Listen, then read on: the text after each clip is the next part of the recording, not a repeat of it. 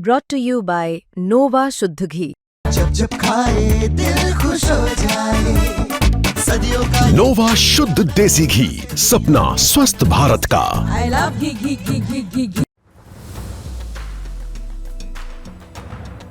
बिहार विधानसभा चुनाव को लेकर मांझी पर सबकी नजर टिकी हुई थी कि जीतन राम मांझी के हिस्से कितनी सीटें आती हैं। दे दो केवल 15 ग्राम कहने वाले जीतन राम मांझी के हिस्से जैसे ही 6 सीटें आई तो पहले तो वो बड़े खुश दिखे। सब कुछ उन्होंने कहा कि आला कमान ने जो तय किया है वो मंजूर है, लेकिन कुछ ही मिनटों के बाद उनकी नाराजगी सामने आ गई और ये कहते हुए दिखे कि जो 6 सीटें दी गई है इसका खामियाजा एनडीए को भुगतना पड़ेगा।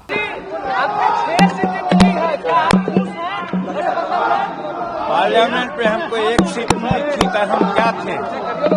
पार्लियामेंट में हमको 1 सीट मिली थी तो हम क्या थे? नाराज थे। वैसे यहाँ अगर 6 सीट की बात की गई है तो आला कमान करने में है, उसको हम सिरोधार्य करते हैं। चिराग पासवान जी को 29 सीटें मिली है, दूसरे को क्या मिली है तो हमारे आला कमान समझ सकते हैं। लेकिन ये बात सही है कि हमको जो मिला है हम लोग सब संतुष्ट हैं। हमारे लोग अभी वहाँ प्रेस कॉन्फ्रेंस में जाएंगे। सरकार की कोई शिकायत नहीं है। देखिए, आला कमान ने जो तय किया, निर्णय किया, वो निर्णय सिरोधार्य है, लेकिन 6 सीट दे करके हमारे जो महत्व है उसको उन्होंने कम करके आंका है, जिसका हो सकता है कि खामियाजा भुगतना पड़े हमारे एनडीए को।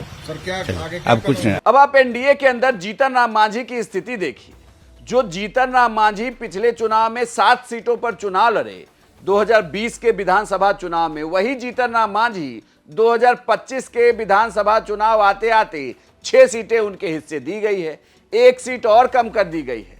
दूसरा बड़ा मैसेज ये भी दिया गया कि जो जीतन राम मांझी चिराग पासवान के साथ लगातार अदावत कर रहे थे, दोनों नेता दलितों के बड़े चेहरे होने की रेस में लगे हुए थे, लेकिन बीजेपी ने, या यूं कहें कि एनडीए के अंदर चिराग पासवान को 29 सीट देकर यह बता दिया गया कि बड़ा चेहरा तो चिराग पासवान ही है और जीतन राम मांझी को साइड कर दिया गया।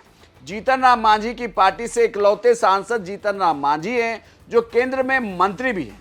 इस बार अब जब उनकी पार्टी को 6 सीटें दी गई है तो यहां भी पेच फंसा हुआ है ये कि ये जो 6 सीटें हैं इसमें परिवार के लोग कितने होंगे, सगे संबंधी कितने होंगे और कार्यकर्ताओं के हाथ कितनी सीटें लगेंगी। वही कार्यकर्ता जो लगातार 5 साल से इस उम्मीद में थे कि 2025 आएगा तो मांझी अपने गठबंधन में पार्टी के लिए ज़्यादा से ज़्यादा सीटों की मांग करेंगे और फिर सीटें मिलने पर उन्हें भी मौका मिलेगा। मांझी मांग तो करते रहे, 5 ग्राम, 15 ग्राम, 10 ग्राम, 25 ग्राम की बातें वो करते रहे, लगातार दबाव में रहे, लेकिन दिल्ली में बैठक हुई और एक ऐसा फॉर्मूला दे दिया गया जिसमें मांझी संतुष्ट नजर आए।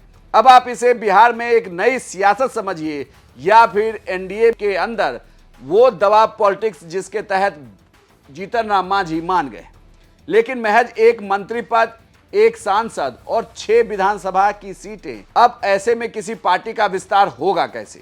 क्योंकि जीतन राम मांझी बार बार ये कह रहे थे इतनी सीटें तो दे दी जाए कि उनके पार्टी का विस्तार हो सके, पार्टी राष्ट्रीय स्तर की पार्टी हो सके। उनके बेटे संतोष सुमन भी ये बात कहते रहे हैं, लेकिन अब जब सीट शेयरिंग का फॉर्मूला सामने आया है तो बीजेपी 101, जेडीयू 101, चिराग पासवान की पार्टी एलजेपी 29, हम 6 सीटें और आरएलएम 6 सीटें। अब आप इसे ऐसे समझिए कि जिस पार्टी का एक भी सांसद नहीं, जिस पार्टी का बिहार सरकार में कोई मंत्री नहीं, कोई विधान परिषद में सदस्य नहीं, उसे भी मिली है विधानसभा की 6 सीटें, और जिस पार्टी के एक सांसद भारत सरकार में मंत्री, बिहार सरकार में उस पार्टी से मंत्री, जीते हुए हैं विधायक, लेकिन उस पार्टी को भी मिली है 6 सीटें। अब आप कमेंट बॉक्स में लिखकर हमें बताइए कि क्या जीतन राम मांझी को एनडीए के अंदर कम आंका जा रहा है, और जो जीतन राम मांझी कह रहे हैं कि एनडीए को नुकसान होगा, तो क्या कुछ ऐसा ही बिहार विधानसभा चुनाव में होने जा रहा है? आपकी क्या राय है? कमेंट बॉक्स में लिखकर बताएं और बिहार की तमाम खबरों के लिए आप देखते रहिए सिर्फ बिहार तक।